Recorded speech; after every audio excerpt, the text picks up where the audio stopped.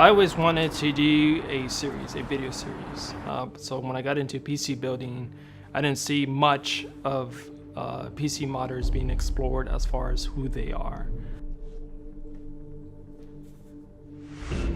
So the style that I do, I always try to push more the industrial, futuristic look.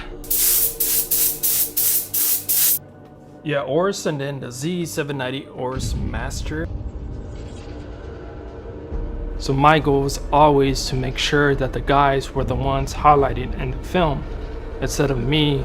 I just wanted to be behind the scenes because I know how important it is for the guys to be highlighted and to share their story, how they got started.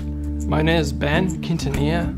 I'm one of the designers for Mods by Ben, and I'm also was the producer and the director for AORUS Spotlight for season 1.